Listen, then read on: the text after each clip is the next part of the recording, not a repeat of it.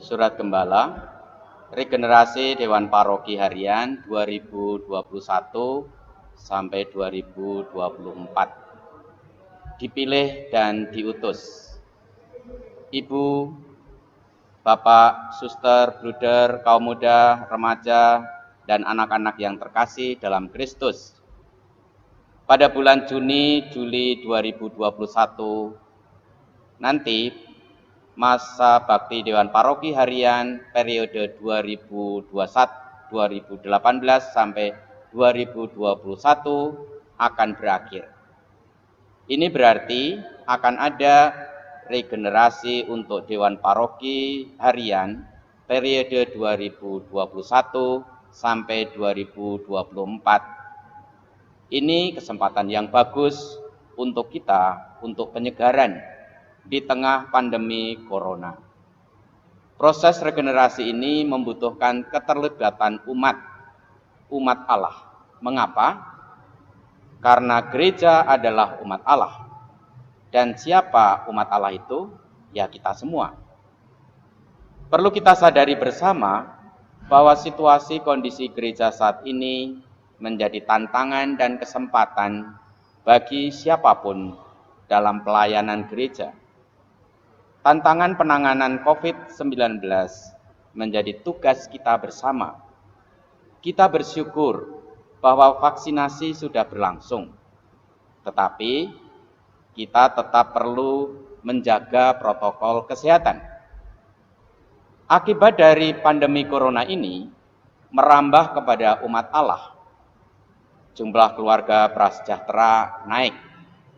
Misalnya dalam 5 bulan terakhir tercatat kenaikan jumlah umat prasejahtera mencapai 50 keluarga.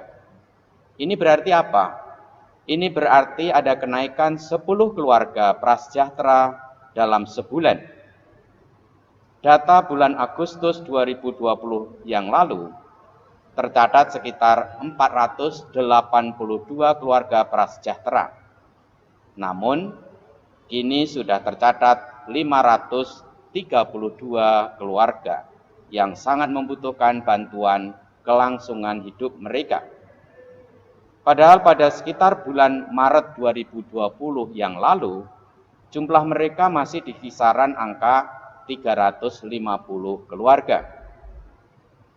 Sejak 2018 yang lalu, kita selalu menggaungkan iklim gembira, bersyukur, dan terlibat.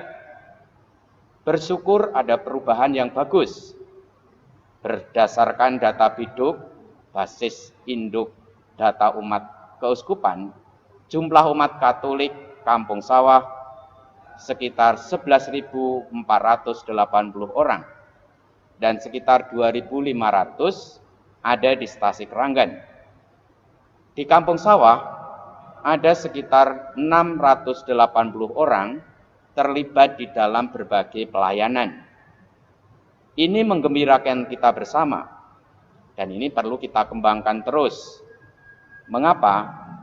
Karena setelah orang Katolik menerima sakramen penguatan, sakramen Krisma, dia mesti menghadirkan kesaksian nyata sebagai orang Katolik dalam hidup menggereja dan hidup memasyarakat.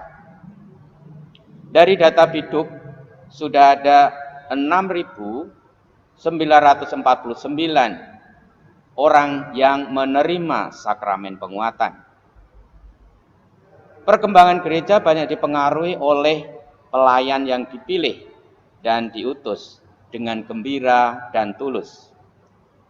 Dalam Injil Lukas bab 10 ayat 1 ditulis, kemudian daripada itu, Tuhan menunjuk 70 murid yang lain, lalu mengutus mereka berdua-dua mendahuluinya ke setiap kota dan tempat yang hendak dikunjunginya.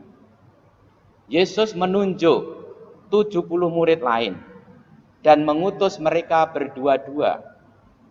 Mereka dipilih dan diutus. Mereka menjalankan tugas perutusan itu dengan gembira dan penuh kekaguman. Mereka diberi kuasa roh. Mereka bisa menyembuhkan orang yang sakit. Mereka bisa mengusir setan-setan. Dan ada keberhasilan. Itu terungkap dalam Lukas bab 10 ayat 17. Kemudian ke-70 murid itu kembali dengan gembira dan berkata, Tuhan, juga setan-setan takluk kepada kami demi namamu. Keberhasilan dan kegembiraan para murid yang dipilih dan diutus itu dilihat dan dirasakan juga oleh Yesus. Itu terungkap dalam Lukas bab 10 ayat 21.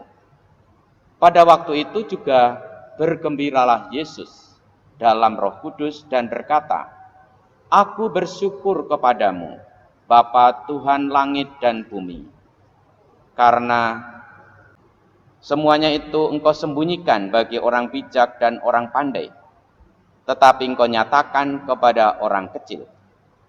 Ya Bapa, itulah yang berkenan kepadamu. Di sini jelas bahwa 70 murid yang dipilih dan diutus itu menjalankan perutusan mereka dengan gembira dan tulus. Mereka tidak mengandalkan kekuatan diri sendiri, melainkan mengandalkan kekuatan Yesus. Keterbukaan dan kemauan untuk dipilih dan diutus itu sangat penting. Bagaimana semangat dipilih dan diutus ini bisa mewujud dalam diri kita, umat Allah Paroki Kampung Sawah? Pertama, dalam tahun 2021 ini, tahun refleksi ini, digelurakan semangat, semakin mengasihi, semakin terlibat, dan semakin menjadi berkat. Bagaimana kita semakin mengasihi gereja dan masyarakat? Kita sudah lebih dulu dikasih oleh Allah. Kita sudah lebih dulu diberi karunia hidup. Apa jawaban kita? Jawabannya adalah semakin terlibat. Di mana kita bisa terlibat? Karunia dan talenta dari Tuhan diwujudkan dalam keterlibatan kita. Dengan semakin terlibat, kita semakin menjadi berkat bagi umat yang lain. Artinya, kita semakin membawa manfaat bagi umat Allah. Kedua, saat ini kita membutuhkan para pelayan yang peka akan keprihatinan, permasalahan dan kebutuhan zaman ini. Tantangan dunia digital saat ini menjadi kesempatan dan berkat dalam pelayanan. Pelayanan pastoral digital sudah mulai menjadi kebiasaan baru. Kebiasaan baru ini menuntut kita untuk mengubah cara berpikir yang baru, cara merasa yang baru, dan cara bertindak yang baru. Kita mulai belajar untuk memanfaatkan berbagai teknologi, temuan teknologi untuk pelayanan ini. Misalnya teknologi Zoom, Google Meet, dan lain-lain.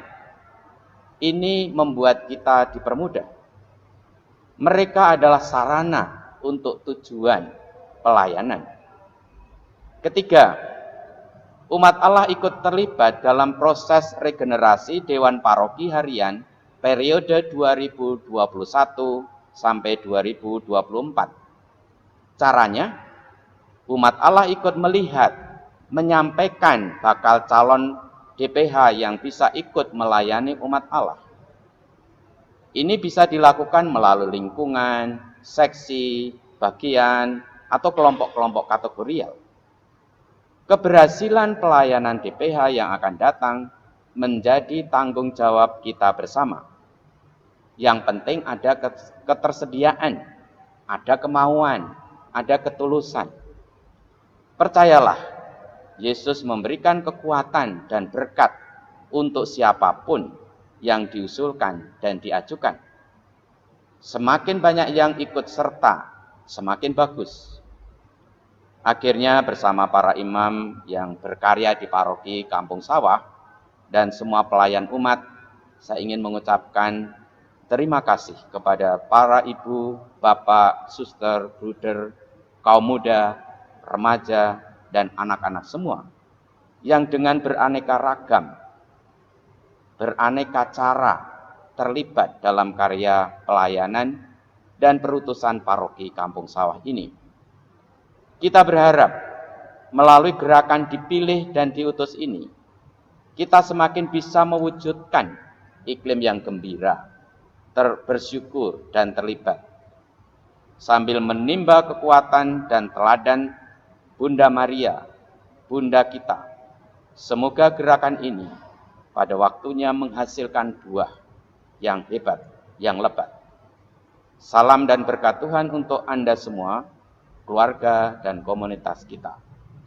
Kampung Sawah 12 Maret 2021, Romo Yohanes Wartoyo Winangun, SJ, Pastor Paroki Kampung Sawah.